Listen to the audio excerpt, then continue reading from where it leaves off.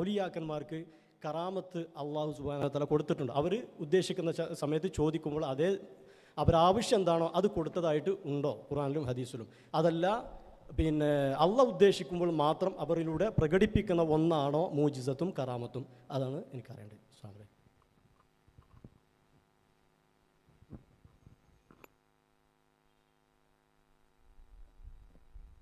ഈ പ്രപഞ്ചത്തിൽ അല്ലാഹു തആല കാര്യങ്ങൾ നടപ്പാക്കുന്നത് രണ്ട് രീതിയിലാണ്. ഒന്ന്, അല്ലാഹു തആല ഇവിടെ സൃഷ്ടികൾക്ക് ചില വ്യവസ്ഥകൾ വെച്ച് കൊടുത്തിട്ട് ആ വ്യവസ്ഥ പ്രകാരം കാര്യങ്ങൾ ചെയ്യാൻ അല്ലാഹു തആല ഇവിടെ സംവിധാനങ്ങൾ ചെയ്തു വെച്ചു. എന്നാൽ അതിൽ നമുക്ക് ഉപയോഗിക്കാൻ അനുവാദമുള്ളത്, അനുവാദമില്ലാത്തത് എന്നതൊക്കെ നിശ്ചയിച്ചു തന്നു. അനുവാദമില്ലാത്തത് എന്ന് പറയുമ്പോൾ മനുഷ്യന് ഏതെങ്കിലും അർത്ഥത്തിൽ ദോഷകരമായതുകൊണ്ടാണ് അനുവദിക്കാത്തത്.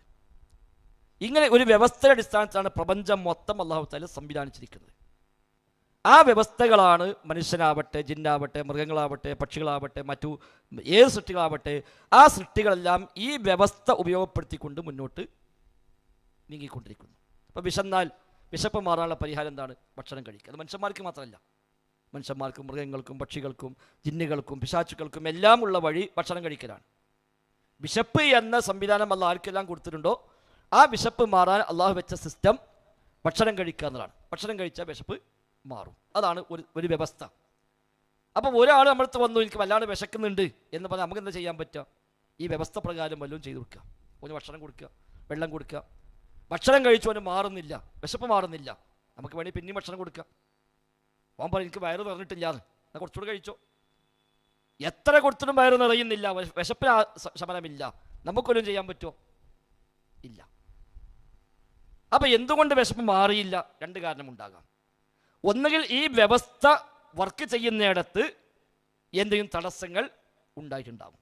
അപ്പോൾ നമ്മൾ പറയും ഡോക്ടറെ അടുത്ത് പോയി, ഹോസ്പിറ്റലിൽ പോവുക, ചെന്ന് ടെസ്റ്റ് ചെയ്ത് ചെക്ക് ചെയ്ത് അപ്പോൾ ഇന്ന സ്ഥലത്ത് പ്രശ്നമുണ്ട്, ഇന്ന ഞരമ്പിന് കംപ്ലൈൻറ്റ് ഉണ്ട്, ആ പ്രശ്നം തീർത്തു, അപ്പോൾ കഴിഞ്ഞു. അപ്പോൾ അതും ഒരു വ്യവസ്ഥയാണ്. ചിലപ്പോൾ അതുമില്ല, ഒന്നും കാണുന്നില്ല, ഒരുപാട് സ്ഥലത്ത് പോയി കുറേ ടെസ്റ്റ് ചെയ്തു, ഡോക്ടർമാർ പറഞ്ഞു ഒരു കുഴപ്പം കാണുന്നില്ല, എനിക്കൊന്നും ചെയ്യാൻ പറ്റില്ല. അപ്പോഴും ഒരു പക്ഷേ കുഴപ്പമുണ്ടാകാം, ഇവർ കാണത്തോണ്ടായിരിക്കാം. ചിലപ്പോൾ കുഴപ്പമുണ്ടാവില്ല. അവിടെ ഈ വ്യവസ്ഥകൾക്ക് അതീതമായ ഒരു ഇടപെടൽ ഒരു പക്ഷേ റബ്ബിൻ്റെ ഭാഗത്ത് ഉണ്ടായേക്കാം. ഈ അസുഖം വന്നു, വ്യവസ്ഥ എന്താണ്? രോഗം വരാൻ രണ്ട് കാര്യം ഉണ്ടാവും. ഒന്ന്, വ്യവസ്ഥയിൽ തകരാറ് വരിക. അല്ലാഹ് വെച്ചൊരു വ്യവസ്ഥ ഉണ്ട് ശരീരത്തിന്, ആ വ്യവസ്ഥയിൽ എവിടെയെങ്കിലും തകരാറ് വന്നു, അപ്പോൾ രോഗം വരും. അപ്പോൾ ആ തകരാറിനെ മാറ്റാൻ മറ്റൊരു വ്യവസ്ഥ ഉണ്ടാവും.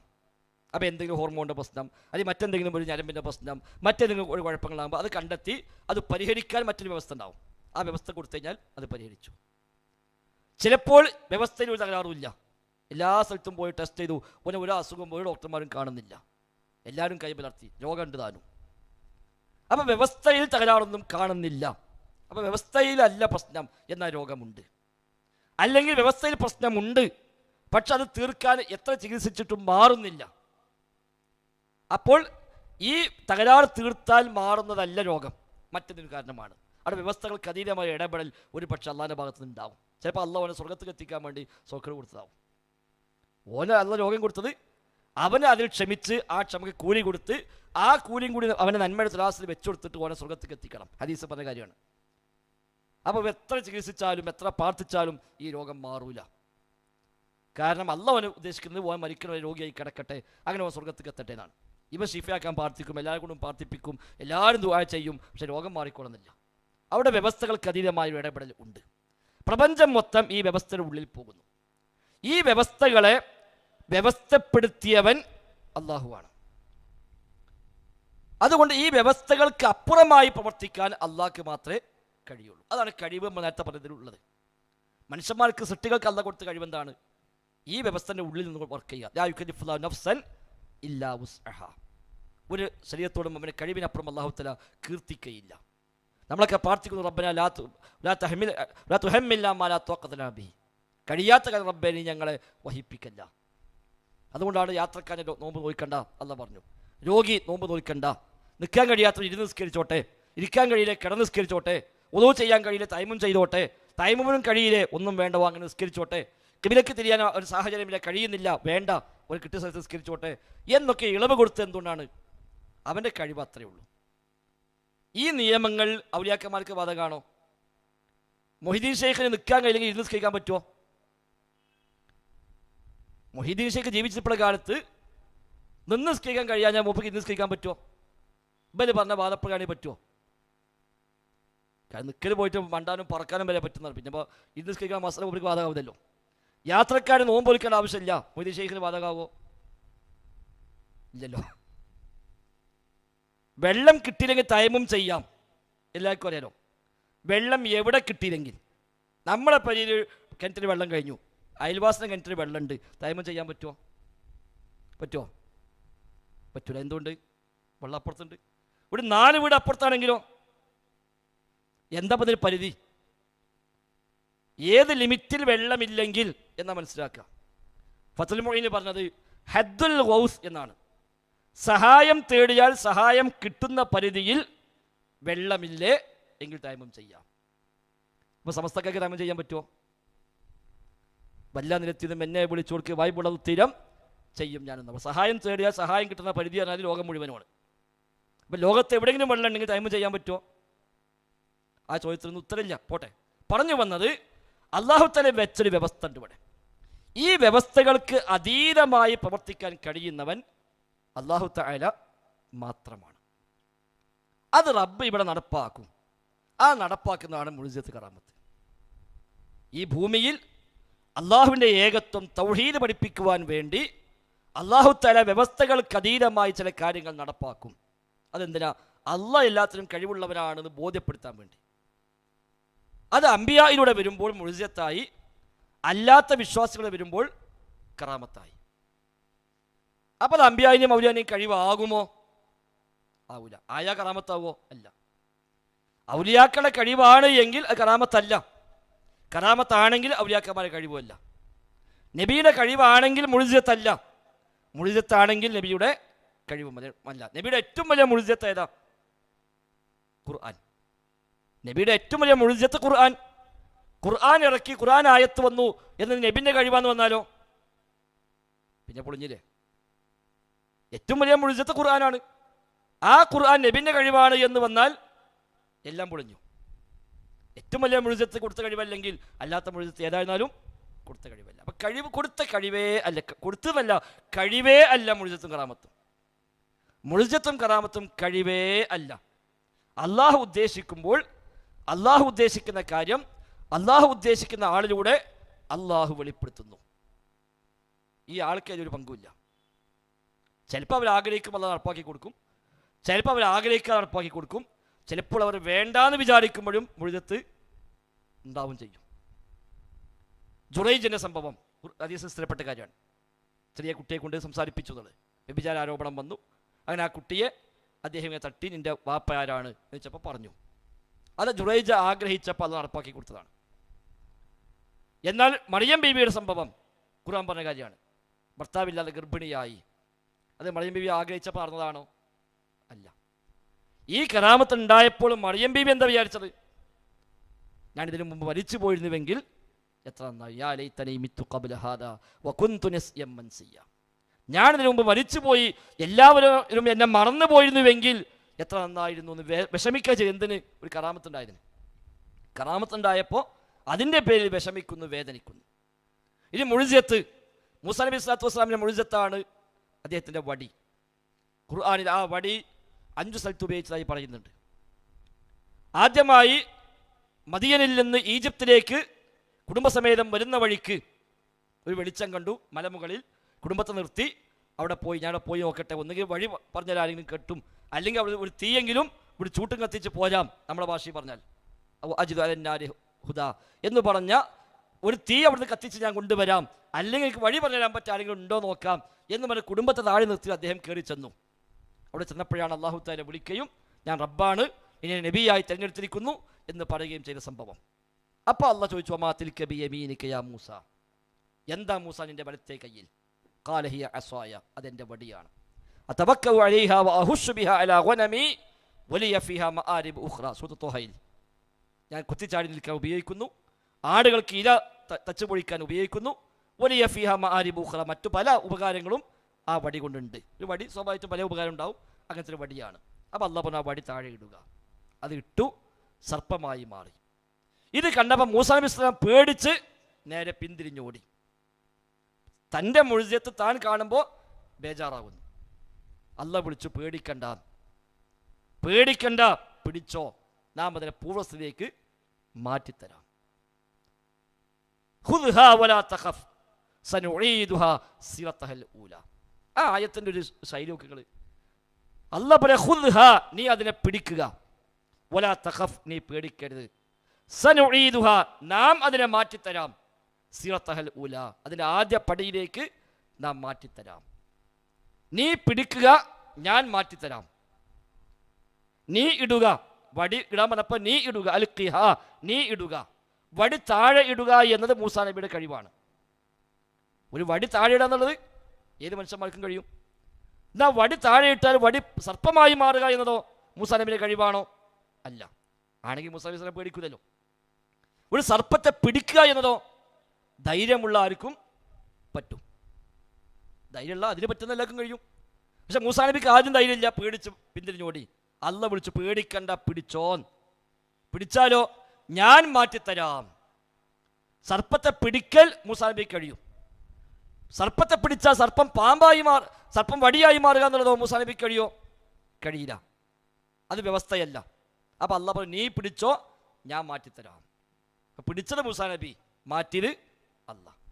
പിടിച്ചത് മൂസാ നബി കഴിവ്, മാറ്റിയതും അല്ല കൊടുത്ത കഴിവാണെങ്കിലോ ഇങ്ങനെ പറയുന്നല്ലോ, നീ അതിനെ മാറ്റിക്കൊന്നല്ലോ അറിയാം, നീ പിടിച്ചോ, ഞാൻ മാറ്റിത്തരാന്നത്. അതാണ് ആദ്യമായി വടി ഉപയോഗിച്ചത്. രണ്ടാമത്തെ വടി ഉപയോഗിച്ചത് ഫിറഔന്റെ മുമ്പിലാണ്. അല്ലാഹു പറഞ്ഞു, നീ പോയിക്കോ ഫിറഔന്റെ മുമ്പിലേക്ക്, ഇത് ദൃഷ്ടാന്തമായി കൊണ്ടുപോയിക്കോ. അവിടെ ചെന്നു, വടി താഴെ ഇട്ടു, സർപ്പമായി മാറി. അവിടെ മൂസാ നബിക്ക് പേടിയില്ല, കാരണം അല്ലാഹ് നിർദ്ദേശം നേരത്തെ കൊടുത്തിട്ടുണ്ട്. അപ്പോൾ ഫിറഔൻ പറഞ്ഞു, ഇത് മാജിക്കാണ്, ഞാനും കാണിക്കാൻ സമാനമായ മാജിക്ക്. മൂന്നാമത് വടി ഉപയോഗിച്ച് എവിടെയാണ്? മജീഷ്യന്മാരൊക്കെ പാടെ വന്നു, വലിയ മൈതാനത്ത് ഒരുമിച്ച് കൂടി. അങ്ങനെ അവിടെ വെച്ച് ഈ വെല്ലുവിളിയും സംവാദവും ഒക്കെ നടക്കുകയാണ്. എല്ലാ രാജ്യത്തു നിന്നുമുള്ള മജീഷ്യന്മാരെ അന്ന് കൊണ്ടുവന്നു. സുത്തുഷുറായിൻ്റെ വ്യാഖ്യാനത്തിൽ ഇബ്നു കസീർ റഹിമഹുല്ലാഹ് പറയുന്നുണ്ട്, 80,000 മജീഷ്യന്മാർ വരെ പങ്കെടുത്തുന്ന അഭിപ്രായമുണ്ട്. ഇന്ത്യയിൽ നിന്ന് പോലും ആളെ കൊണ്ടുപോയി എന്ന് തഫ്സീർ ഇബ്നു കസീറിലുണ്ട് അന്നത്തെ കാലത്ത് ഈജിപ്തിലേക്ക്. അങ്ങനെ എല്ലാവരും 80,000 മജീഷ്യന്മാരുണ്ടെങ്കിൽ പിന്നെ നാട്ടിൽ കാണികൾ എത്ര ഉണ്ടാവും? ഒക്കെ പറയുന്ന വലിയ സദസ്സ്. അതിന് മുമ്പിൽ മൂസാ നബി ഇസ്ലാം വരുന്നു. അവർ ചോദിച്ചു, മൂസ, നീ ആദ്യം വടി ഇടണോ, ഞങ്ങൾ ആദ്യം ഇടണോ? അപ്പോൾ പറഞ്ഞു, നിങ്ങൾ ഇട്ടുകൊള്ളുക. അവർ വടിയും കയറും താഴെ ഇട്ടു. അത് സർപ്പമായി ഇഴയുന്നുവെന്ന് മൂസാ നബിക്ക് തോന്നി. അടുത്ത ആയത്ത് എന്താ? ഫഔജസ ഫീ നഫ്സിഹി ഖീഫത മൂസ. മൂസാ നബിയുടെ മനസ്സിൽ ഭയമുണ്ടായി. എന്താ ഭയക്കാൻ കാരണം?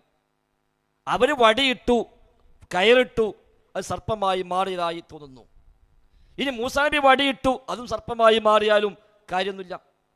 ഫിറഔന്റെ വാദം എന്താണ്? നീ കാണിച്ച സിഹറാണ്, ഞാനും കാണിക്കാം. അപ്പോൾ പറഞ്ഞത് ശരിയാവും. ഓല് വടിയിട്ടു സർപ്പായി, അദ്ദേഹം ഇട്ടു, അതും സർപ്പായി. അപ്പം എല്ലാവരും കണക്കന്നെ ഇത് തീരുമാനം വരുമല്ലോ. അപ്പം അല്ലാഹു വിളിച്ചു, പേടിക്കണ്ട. അല്ലാഹു ഇടപെട്ടു, ലാ തഖഫ്, പേടിക്കേണ്ടതില്ല, ഇന്നക അൻതൽ അഇല, താങ്കൾ തന്നെയാണ് വിജയിക്കുക. കയ്യിലുള്ള വടി താഴെ ഇടുക. അവരുണ്ടാക്കിയതിനെ ഇത് വിഴുങ്ങിക്കൊള്ളും. അവരുണ്ടാക്കിയത് മായാജാലക്കാരൻ്റെ തന്ത്രം മാത്രമാണ്. മായാജാലക്കാരൻ എവിടെ ചെന്നാലും വിജയിക്കുകയില്ല. അപ്പം അത് മൂസാ നബിക്ക് ആദ്യം അറിയില്ല. അതാരെങ്കിലും പേടിക്കോ? ഓതൊക്കെ ഇടുമ്പോൾ ഇങ്ങനെ ഉള്ളിച്ചിരിക്കുക, ഒക്കെ പേടിയാ, കൈയിട്ട് ഞാൻ കാണിച്ചു തരാം എന്നല്ലേ പറയാം. അല്ലാഹു വിളിച്ചപ്പോൾ ഇതിട്ടു, ഇട്ടു, സർപ്പമായി. എല്ലാ സർപ്പങ്ങളെയും അത് വിഴുങ്ങി. കാരണം അവരുണ്ടാക്കിയത് മായാജാലമാണ്, അത് വ്യവസ്ഥൻ്റെ ഉള്ളിലാണ്. മൂസാ നബിയുടെ വടി പാമ്പായത് വ്യവസ്ഥയ്ക്ക് പുറത്താണ്. എന്നാൽ മൂസാ നബി പറയുന്നുള്ളത് എൻ്റെ കഴിവാണ്. ഇല്ല, ഞാൻ അല്ലാഹ് അയച്ച റസൂലാണ്, അതിന് അല്ലാഹ് കാണിക്കുന്ന ദൃഷ്ടാന്തമാണിത്. അതുകൊണ്ട് ആ മജീഷ്യന്മാരാണ് ആദ്യം ഇസ്ലാം സ്വീകരിച്ചത്. അവിടെ സാഹിര്യങ്ങൾ സുജൂദിൽ വീണു. എന്തുകൊണ്ട്? അവർക്കിത് രണ്ടിനും വ്യത്യാസം പെട്ടെന്ന് മനസ്സിലാകും. അവർ ചെയ്തെന്താ അവർക്കറിയാം. അതല്ല ഈ കണ്ടത് എന്ന് സാധാരണക്കാർക്ക് അറിയില്ലെങ്കിലും മജീഷ്യന്മാർക്കറിയാം. അവർ സുജൂദിൽ വീണു. നാലാമത് ഈ വടി ഉപയോഗിച്ച് എവിടെയാണ്? മൂസാ നബി സ്വല്ലല്ലാഹു അലൈഹി വസല്ലം ഇസ്രായേലിനെയും കൂട്ടി സ്വകാര്യമായി രാത്രിയിൽ ഈജിപ്തിൽ നിന്ന് രക്ഷപ്പെട്ടു പോകാൻ വേണ്ടി അള്ളാഹുവിന്റെ കൽപ്പനപ്രകാരം പോയി. അല്ലാഹു പറഞ്ഞു, എൻ്റെ അടിമകളെയും കൂട്ടി നീ രാത്രി പോവുക, നിങ്ങൾ പിന്തുടരും അവർ. അങ്ങനെ അള്ളാഹിന്റെ വഹയ്യ പ്രകാരം പോയി. അങ്ങനെ പോയി അവസാനം പോയി എന്നുള്ള വിവരം ഈജിപ്തിന് പുറത്തായി. അങ്ങനെ ഫിറഔനും സംഘവും ഒന്നാകെ ഇറങ്ങി. ഇവരെ പോകാൻ സമ്മതിക്കാൻ പാടില്ല, പിടിക്കണമെന്ന് പറഞ്ഞ് നാലുപാടും അവരെ തെരഞ്ഞു പിടിക്കാനായി ഫിറഔനടക്കമുള്ളവർ ഇറങ്ങി പുറപ്പെട്ടു. സമുദ്രത്തിൻ്റെ മുമ്പിലേക്ക് എത്തി. മുന്നിലേക്ക് പോകാൻ വഴിയില്ല, സമുദ്രമാണ്. പിന്നെ നോക്കുമ്പോൾ വലിയ ശത്രു സൈന്യം വരുന്നു. ഒപ്പമുള്ളവർ പറഞ്ഞു, യാ മൂസ ഇന്നാല മുദ്രക്കൂൻ, അല്ലയോ മൂസ നാം പിടിക്കപ്പെട്ടവർ തന്നെ, ഇനി രക്ഷയില്ല, മുന്നിലേക്ക് പോകാൻ കഴിയില്ല, പിറകേക്ക് പിന്മാറിപ്പോകാനും പറ്റൂല. വ്യവസ്ഥകൾ അവസാനിച്ചു. മുന്നിൽ വഴിയുണ്ടെങ്കിൽ ഇവിടെ പോകാം, അത് വ്യവസ്ഥയാണ്. മുന്നിൽ വഴിയില്ല, പിന്നിലെ വഴിക്ക് പോകാനൊട്ട് പറ്റുകയുമില്ല, വ്യവസ്ഥകൾ കഴിഞ്ഞു. ഒരു പറഞ്ഞു നമ്മൾ പിടിക്കപ്പെട്ടു. മൂസ അലൈഹി സ്വലാം പറഞ്ഞ ഇല്ല, ഇന്ന മഅിയ റബ്ബി സയഹ്ദീൻ, എൻ്റെ കൂടെ റബ്ബുണ്ട്, റബ്ബൊരു മാർഗം കാണിച്ചു തരും. എൻ്റെ കയ്യിൽ വടിയുണ്ടെങ്കിൽ നോക്കിക്കോ, ഞാനിപ്പോൾ അത്ഭുതം കാണിക്കാൻ പോവുക, മുഴുവൻ കാണിക്കാൻ പോവുകയാണ് എന്നല്ല പറഞ്ഞത്. അല്ല കൂടെയുണ്ട്, അല്ലൊരു വഴി കാണിക്കും. അല്ല വഴി കാണിച്ചു, വിളിച്ചു, അടിക്കുക സമുദ്രത്തിൽ. ആ ഉത്തരവ് കിട്ടുന്നതിന് മുമ്പ് അടിച്ചാലോ ഒന്നും ഉണ്ടാവില്ല. ആ വടി കൊണ്ട് അങ്ങനെയും പറ്റുമെന്ന് മൂസാ നബിക്ക് അതുവരെ അറിയില്ല. അടിച്ചു, സമുദ്രം പിളർന്നു, അവർ രക്ഷപ്പെട്ടു പോയി. അഞ്ചാമത് വടി ഉപയോഗിച്ച് എവിടെയാണ്? അക്കരെ എത്തി. അവരൊക്കെ അവിടെ നിൽക്കുമ്പോൾ ഇവർ പറഞ്ഞു വെള്ളമില്ല, വല്ലാത്ത ക്ഷാമം, ദാഹം, വെള്ളമില്ല, പ്രയാസമുണ്ട്, നിങ്ങൾ പ്രാർത്ഥിക്കണം റബ്ബിനോട്. അങ്ങനെ മൂസാ നബി സ്വലാം തൻ്റെ ഖൗമിന് വേണ്ടി അള്ളാഹുവിനോട് മഴയ്ക്ക് വേണ്ടി പ്രാർത്ഥിച്ചു, വെള്ളത്തിനായി പ്രാർത്ഥിച്ചു. അള്ളാഹ് വഹി കൊടുത്തു, എൻ്റെ വടി കൊണ്ട് കല്ലിൽ അടിക്കുക. അപ്പം ഈ വടി കൊണ്ട് കല്ലിലടിച്ചാൽ കല്ലിൽ നിന്ന് വെള്ളം വീഴുന്ന മൂസാ നബിക്ക് ആദ്യം അറിയുമോ? ഇല്ല. അങ്ങനെ ഒന്നും ഉണ്ടെങ്കിൽ പോയി വരുമ്പോൾ എന്താ പറയുക, ഒരു കല്ലുകൊണ്ടി വെള്ളം ഇപ്പം തരാം എന്നല്ലേ പറയാം, ഉണ്ടായിട്ടില്ല. അള്ളാഹിൻ്റെ കൽപ്പന കിട്ടും മുമ്പ് അടിച്ചാലോ വെള്ളമൊട്ട് വരികയുമില്ല. നീ അടിക്കുക കല്ലിൽ. അടിച്ചു, വെള്ളം പൊട്ടി ഒഴുകി. അപ്പം മുഴുവത്തെ കറാമത്ത് കഴിവേ അല്ല. അള്ളാഹ് ഉദ്ദേശിക്കുന്ന കാര്യം അള്ളാഹ് ഉദ്ദേശിക്കുന്ന സമയത്ത് അള്ളാഹു ഉദ്ദേശിക്കുന്ന ആളിലൂടെ അള്ളാഹു തല വെളിപ്പെടുത്തുന്നു. അതാണ് മുഴുവത്തും കറാമത്തും. അത് പ്രാപഞ്ചിക വ്യവസ്ഥകൾക്ക് അതീതമാണ്. വ്യവസ്ഥകൾക്ക് അതീതമായത് ഈ ഭൂമിയിൽ നടപ്പാകുന്ന മുഴുവത്തും കറാമത്തേ ഉള്ളൂ. സിഹിർ, കണ്ണേറ്, മാജിക്കുകൾ, ആ ഗണത്തിൽ വരുന്ന എന്തൊക്കെയുണ്ടോ അതൊക്കെ വ്യവസ്ഥകളുടെ ഉള്ളിലാണ്. അത് മുഴുവത്തല്ല, കറാമത്തല്ല. അത് വ്യവസ്ഥകൾക്ക് പുറത്തല്ല. ഒരു പക്ഷേ അതിൻ്റെ കാരണം എന്താണെന്ന് ചിലത് നമുക്ക് മനസ്സിലാവും, ചിലത് നമുക്ക് മനസ്സിലാവില്ല. കൈവേഗം കൊണ്ടോ കൺകെട്ട് കൊണ്ടോ മറ്റ് ചപ്പടി വിധികൾ കൊണ്ടോ ഒക്കെ ജനങ്ങളെ കബളിപ്പിക്കലാണ് അതിനെല്ലാം ബേസ്. അതിനെല്ലാം അസ്ബാബുകളുണ്ട്, വ്യവസ്ഥകളുണ്ട്. ആ വ്യവസ്ഥ പഠിച്ചെടുക്കാൻ കഴിയും. അതുകൊണ്ട് മാജിക്ക് പഠിച്ചെടുക്കാൻ പറ്റും, കറാമത്ത് പഠിച്ചെടുക്കാൻ പറ്റുമോ? ഇല്ല. മാജിക്ക് പഠിച്ചെടുക്കാൻ പറ്റും. ഓനേക്കാളും വലിയ മജീഷൻ വന്നാലോ ഈ മാജിക്കെ പൊളിക്കാനും പറ്റും. എന്നാൽ കറാമത്ത് അതിനേക്കാളും വലിയ ഔലിയ വന്നാലും ഈ കറാമത്ത് പൊളിക്കാൻ പറ്റുമോ? പറ്റൂല. അതാണ് തമ്മിലുള്ള വ്യത്യാസങ്ങൾ. അപ്പം മുഴുവത്തെ കറാമത്ത് കൊടുത്ത കഴിവല്ല, അള്ളാഹു തആല നേരിട്ട് നടപ്പാക്കുന്ന പ്രാപഞ്ചിക വ്യവസ്ഥകൾക്ക് അതീതമായ കാര്യങ്ങൾ. അതുകൊണ്ടാണ് കറാമത്തിനെ മുഴുവത്തിനെയും നിർവചനം പറഞ്ഞ പണ്ഡിതന്മാരൊക്കെ പറഞ്ഞത് അംറുൻ ഖാലിഖുൽ ആദ യൽഹറു അലാ യദിൽ മുദ്ദഇ അന്നുബുവ. അതാണ് മുഴുവത്തിന്റെ നിർവചനം. പ്രവാചകത്വം ബാധിക്കുന്ന ആളുടെ കയ്യാൽ പ്രകടമാകുന്ന അസാധാരണമായ കാര്യങ്ങളാവുന്ന മുഴുവത്ത്. റബ്ബിൻ്റെ തൗഫീഖോട് ഒരുപാട് മുഖാമുകൾ നമ്മുടെ കൂട്ടായ്മ നടത്തിയല്ലോ. ഈ മുഖാമുഖത്തിലൊക്കെ മുസ്ലിയാക്കന്മാർ വരും. ദുആയുടെ നിർവചനം എന്താ, ഇബാദത്തിന്റെ നിർവചനം എന്താ, ശിർക്കിന്റെ നിർവചനം എന്താ എന്നൊക്കെ ചോദിക്കുന്നുണ്ട്. ഒറ്റ മുസ്ലിയാക്കന്മാർ ഒറ്റ മുഖാമുഖത്തിൽ ഇന്നേവരെ കറാമത്തിന്റെ നിർവചനം എന്താ, മുഴുവത്തിന്റെ നിർവചനം എന്താ ചോദിച്ചിട്ടില്ല. ആ നിർവചനം ചോദിച്ചാൽ അവർക്ക് പ്രശ്നമാണ്. ഏത് കിതാബ് എടുത്താലും ഈ ആശയത്തിലുള്ള നിർവചനം മാത്രമേ കിട്ടുള്ളൂ. ഒന്നുകിൽ സ്വാലിഹായ ആളുടെ കയ്യാൽ അള്ളാഹു നടപ്പാക്കുന്ന അസാധാരണ സംഭവങ്ങൾ, അതാണ് കറാമത്ത്. പ്രവാചകത്വം ബാധിക്കുന്ന ആളുടെ കയ്യാൽ അള്ളാഹു നടപ്പാക്കുന്ന അസാധാരണ സംഭവങ്ങൾ, അതാണ് മുഴുവത്ത്. അത് നടപ്പാക്കുക, അള്ളാഹ് നടപ്പാക്കൽ പ്രകടമാവലാണ്. കറാമത്ത് വെളിവാകലാണ്, മുഴുവത്ത് വെളിവാകലാണ്. അല്ലാതെ അവർക്കൊരിങ്ങനെ ഒരു സിദ്ധിയായി കൊടുത്തോ അതേ ഇങ്ങനെ നടന്ന് എവിടെ വേണമെങ്കിലും അത് നടപ്പാക്കാനുള്ള ഒന്നല്ല. പിന്നെ അള്ളാഹു തആല ഈ മുഴുവത്തിൻ്റെ ഭാഗമായി വ്യത്യസ്ത തലത്തിൽ നടക്കാം. അപ്പോൾ അള്ളാഹ് കീഴ്പ്പെടുത്തി കൊടുക്കുന്നത്, സുലൈമാൻ നബി സ്വല്ലല്ലാഹു അലൈഹി വസല്ലമക്ക് അള്ളാഹു കാറ്റിനെ കീഴ്പ്പെടുത്തി കൊടുത്തുവാണ്. അപ്പോൾ ആ കാറ്റ് പിന്നെ സുലൈമാൻ നബിയുടെ നിർദ്ദേശപ്രകാരം സഞ്ചരിക്കൂലേ? സഞ്ചരിക്കും. അപ്പോൾ കൊടുത്ത കഴിവല്ലേ? അല്ല. അതെന്താ വ്യത്യാസം? കാറ്റ് ഒരു മാസത്തെ ഖുർആൻ പറഞ്ഞു ഉദുവുഹാ ശഹ്റുൻ വറവാഹുഹാ ശഹ്ർ. പ്രഭാതത്തിൽ ഒരു മാസത്തെ ദൂരം അത് സഞ്ചരിക്കും, പ്രദോഷത്തിൽ ഒരു മാസത്തെ ദൂരം സഞ്ചരിക്കും. അത്തരം കാറ്റിനെ അള്ളാഹു തആല സുലൈമാൻ നബിക്ക് അധീനപ്പെടുത്തി കൊടുത്തു. ഒരു പ്രഭാതം കൊണ്ട് ഒരു മാസം സഞ്ചരിക്കാവുന്ന ദൂരത്തേക്ക് ആ കാറ്റിന് സഞ്ചരിക്കാൻ പറ്റും. അവിടെ ആ കാറ്റ് ഒരു മാസത്തെ വഴിദൂരം സഞ്ചരിക്കുന്നു എന്നതാണോ മുഴുവത്ത്? അല്ല, അത് കാറ്റിൻ്റെ സ്പീഡാണ്. കാറ്റിൻ്റെ സ്പീഡാണത്, അത് മുഴുജത്തല്ല.